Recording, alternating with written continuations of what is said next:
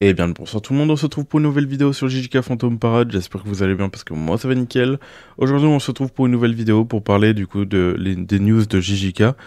Donc comme d'hab avant de commencer la vidéo, n'oubliez pas de liker, commenter et de vous abonner. Vous avez aussi mes réseaux sociaux en description et en commentaire.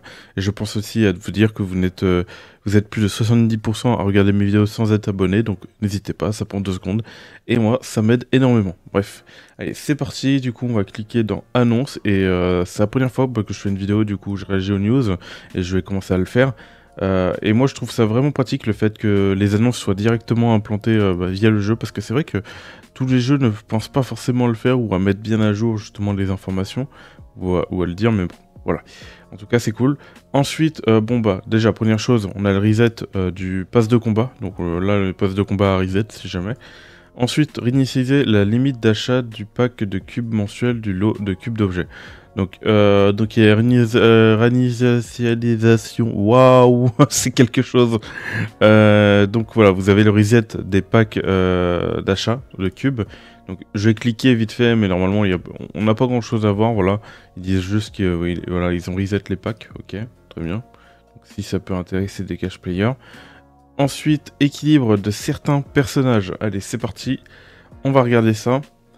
Alors, du coup, merci, blablabla. Voilà. Date d'ajustement après la maintenance du 3 décembre. Donc, ça arrive le 3 décembre, du coup. Très bien. Compétences de commande.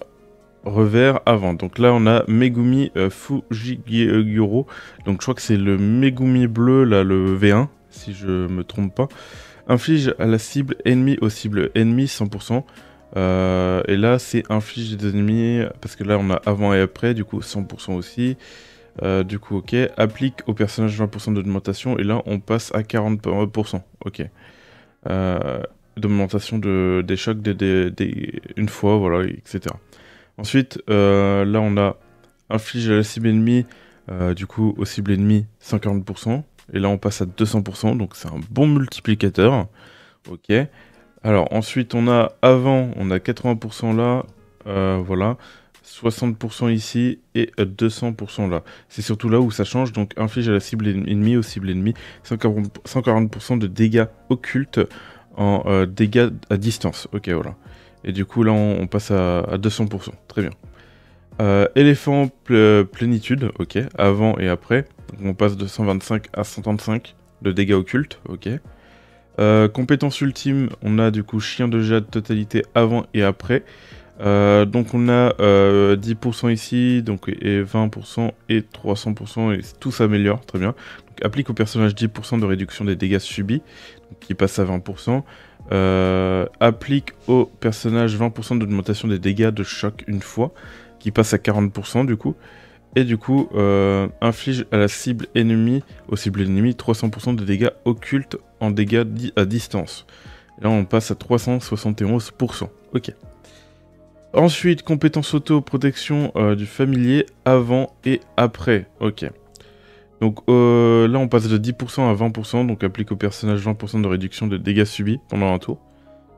Très bien, donc que des bons trucs. Donc le personnage, je sais qu'il n'était pas trop jouable, mais il peut peut-être être jouable après cette mise à jour. J'attendrai justement les avis comment dire, de personnes qui s'y connaissent bien par rapport au jeu, parce que moi je m'y connais pas encore assez bien par rapport aux stats et tout qu'ils avaient, les personnages et tout. Donc voilà. Ensuite, on a au début du combat applique 20% d'augmentation de dégâts infligés, et là après applique au personnage 50% d'augmentation des dégâts infligés. En vrai c'est fort parce que 30% de dégâts augmentés, ouais, c'est broken.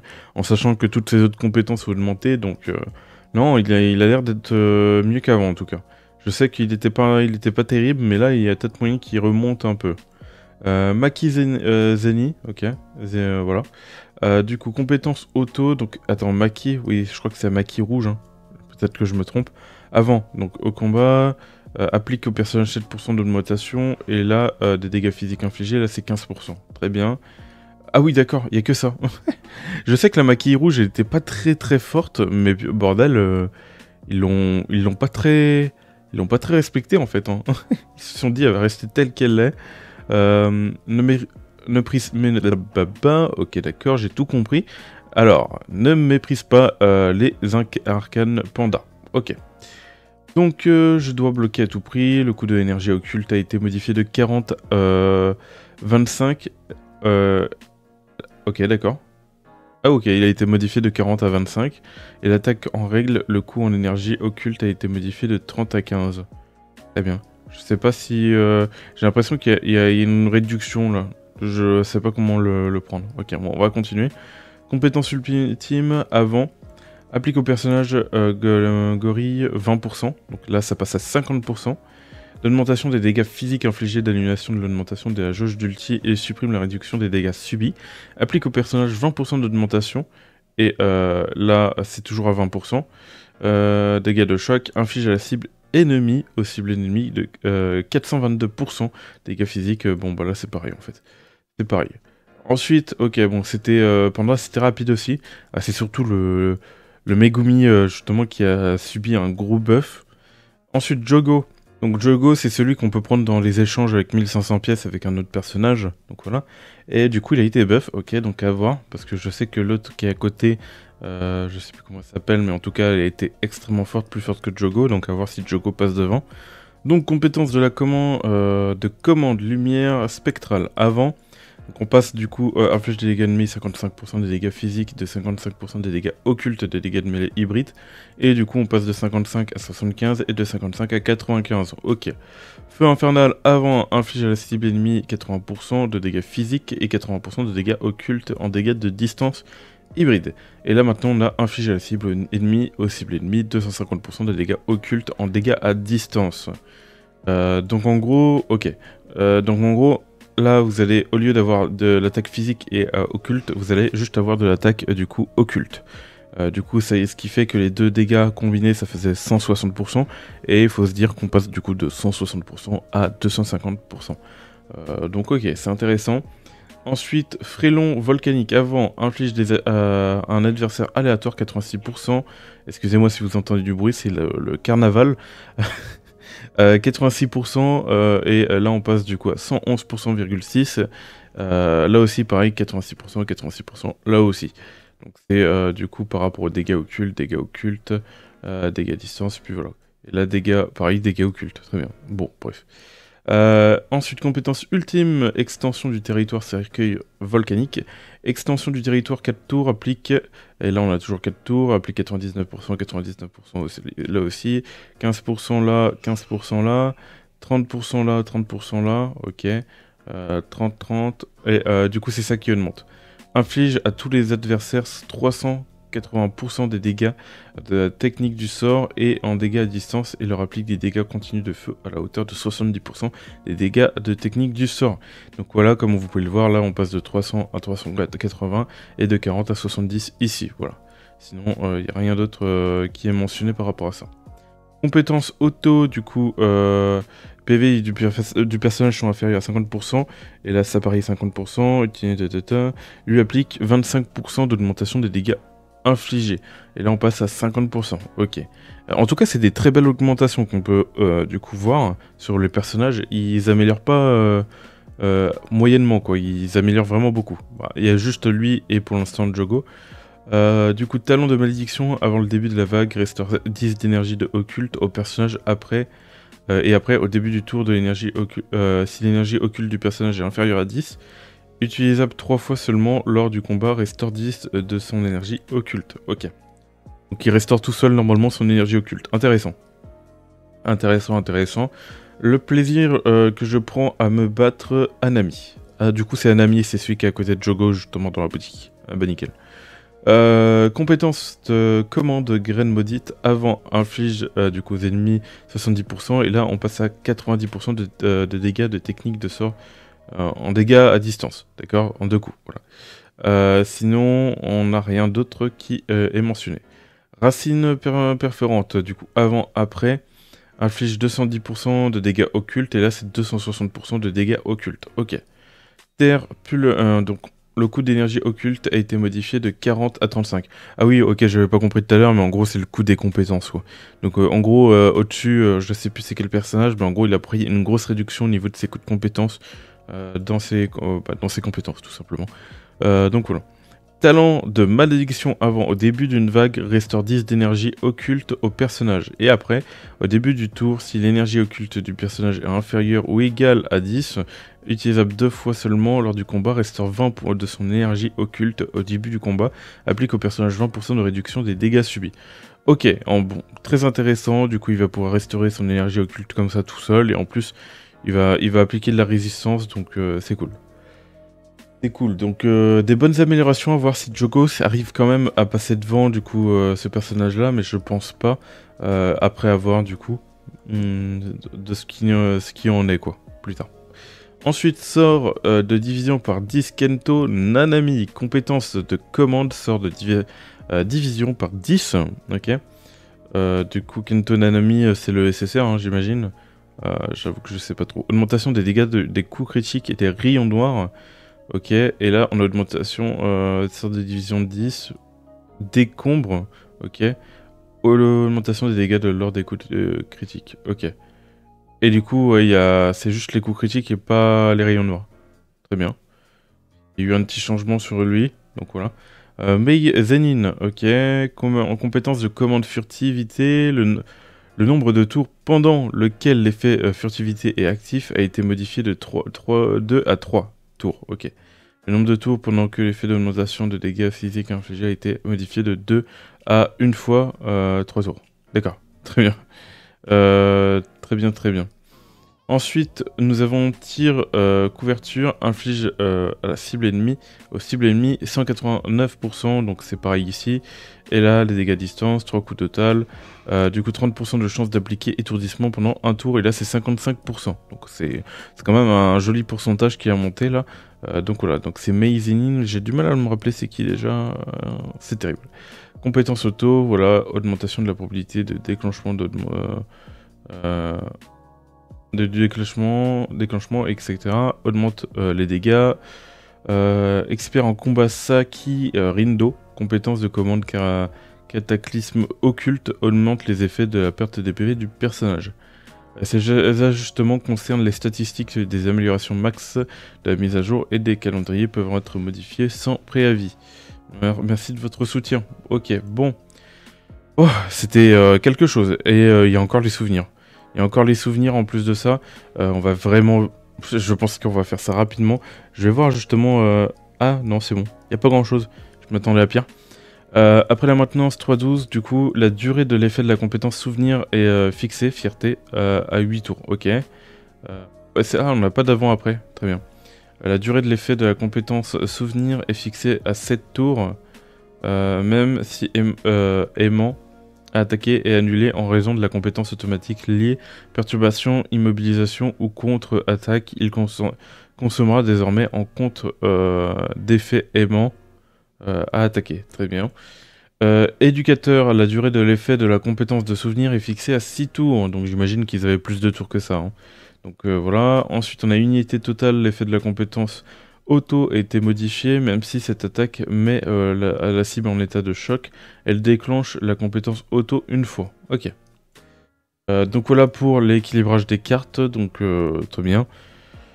Il n'y avait pas grand chose, donc ça va. Et maintenant, on va pouvoir attaquer du coup la maintenance de la V1.5.1. Voilà, ok.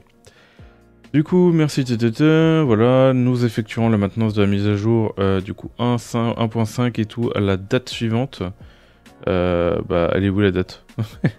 Ah oui, ici, ok. Une fois que la maintenance, ok. Et du coup, ce sera le 3 décembre 2024, ok. On va avoir une grosse mise à jour le 3 décembre, c'est cool. Du coup, préparation du prochain événement, équilibre de certains personnages et de souvenirs, comme on a pu le voir, ajout de nouvelles fonctionnalités, tour des illusions. Wow, déjà? Oh bordel! Eh bah, ils ont pas déconné quand ils disaient que c'était pour bientôt. Hein. Ok. Ok, bon bah la tour va arriver, donc on aura du contenu là. Ajout d'un nouveau limit break du personnage, le saut spectral. D'accord. Ah oui, un nouveau bonus de limit break, ils veulent dire, je pense, ouais. Ok. Mais en tout cas, la tour, c'est une très grosse nouvelle. Ok. Après la maintenance du 3 décembre, tac tac tac. Lors de la maintenance, vous ne pourrez pas jouer. Veuillez noter que les débuts, la fin de la maintenance peuvent faire l'objet d'ajustements.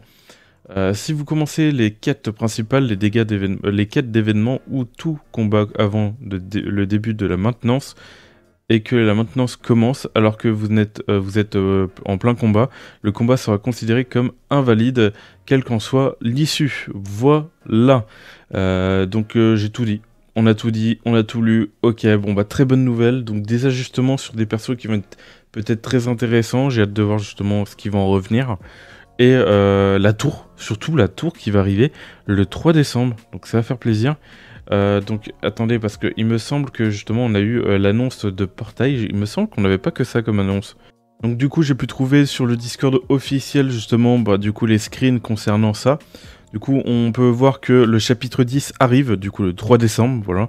Nous avons aussi du coup le grade 9 qui va pouvoir être débloqué sur nos personnages. Donc nos personnages vont pouvoir passer de 91 à 97 comme il le montre ici. Donc voilà. Et nous avons du coup la tour, comme on a pu le dire dans l'annonce, qui va arriver. Ok, donc, de grosses annonces. Ensuite, on a cette image qui va pas forcément, on va dire, faire plaisir à tout le monde. Parce que on a du coup le 3 décembre, du coup, un Yuji jusqu'au 17 décembre qui arrive. Donc c'est pas très grave parce que il n'est pas important à pool. Mais là où ça va être un peu plus compliqué, c'est que on a un portail qui arrive en même temps. Et c'est du coup elle, donc je sais plus comment il s'appelle, je sais plus si... Non, il montre pas le nom. Qui arrive aussi le 3 décembre au 17 décembre. Donc ça va être compliqué, et dans 3 jours à peine, on a du coup Gojo Vert qui arrive donc le 6 décembre au 27 décembre. Ça fait mal parce que c'est 2 personnages justement qu'on a besoin de pool. Elle pour le support, Gojo parce que c'est un très bon personnage. Là, ça fait pas plaisir. Franchement, j'espère que... Écoutez-moi si vous m'écoutez. Là, va falloir même doser... Va falloir vraiment envoyer des récompenses. Parce que si vous n'envoyez pas les récompenses, là, ça, c'est... Je pense que les joueurs vont être embêtés par rapport à ça. Parce que c'est 2 personnages très intéressants et on peut même pas économiser parce que c'était... Là, c'est littéralement du rush. Hein. C'est littéralement du rush. C'est impossible d'avoir les deux. À moins d'avoir de la chance... Ou je sais pas, mais offrez au moins 5 multis sur chacun des portails parce que là c'est trop, c'est trop vite, ça enchaîne trop vite là. Ça enchaîne trop vite et encore 5 multis, je pense même pas que ça va suffire pour que vous puissiez avoir les 2 personnages. Ça vous laisse même pas le temps d'économiser et tout. Donc non, ouais, il rush beaucoup trop vite. Il rush beaucoup trop vite, donc je pense que si on arrêtait sur la Jap, on aurait eu le temps d'économiser pour ces 2 personnages. Mais là, sur la Glo, non. Là c'est compliqué, surtout que j'ai invoqué récemment le dernier personnage. Et là je vois que en fait on va enchaîner, même pas dans 2 jours. Genre ces 2 là. Ok, bon. Enfin dans 2 jours on a elle et ensuite dans 3 jours on a lui. Si je devais répondre à une question, et s'il faut prioriser justement un personnage, je sais pas. Pour moi je dirais que c'est Gojo le plus fort entre les deux. Je dirais que c'est Gojo. On attend l'avis bien évidemment des pros de Jujutsu Kaisen. Mais en tout cas... En tout cas, ça fait pas vraiment plaisir, hein, vraiment. Donc on espère qu'ils vont nous donner pas mal de récompenses en compensation de leur rush par rapport à ça. Très bien. Ensuite, le 6 décembre au 20, on a, je sais pas c'est quoi, Story Event. Donc on a la Story Event de Gojo. Voilà, on a juste un event pour ces 3 portails. J'espère que vous êtes préparés. Hein. Donc non, j'espère surtout qu'ils vont faire ils vont faire des récompenses parce que là, ça va être trop galère. Ensuite, on a une annonce comme quoi ils vont rajouter dans le jeu un objet qui vont nous permettre de limit break notre personnage de 10 levels. Donc pareil, ce sera la mise à jour du 3 décembre. Donc comme on a pu le voir là, on va pouvoir atteindre le niveau 97. Et là, du coup, avec 10 levels supplémentaires, avec le nouvel objet, on va pouvoir atteindre le level 107. Donc voilà, donc Jogo en suprême, je pense qu'à partir de là, on va pouvoir le faire, enfin suprême, genre le dernier niveau là, très difficile, je sais même plus c'est quoi, comment on appelle le dernier niveau, mais bref, voilà. Voilà pour tout ça, dites-moi ce que vous en pensez dans les commentaires, en tout cas moi je trouve que ça va être compliqué là, parce que je pense que tout le monde s'est fait dévaliser par le Yuta justement sur le portail. Ah ouais mais j'y pense... Vous imaginez un peu le délire, genre toutes les personnes qui ont invoqué sur Yuta et qui n'ont pas eu Yuta et qui n'ont plus de cristaux et que là ils vont devoir enchaîner ces portails là. Oh c'est chaud là. Non vraiment c'est chaud. Parce que Yuta il reste encore. Hein. Yuta est encore là, t'as même pas le temps de, comment dire, de continuer à pull sur le portail qui t'envoie déjà 2 gros portails. Ouais, non, ouais. je suis vraiment mitigé sur leur façon de faire là.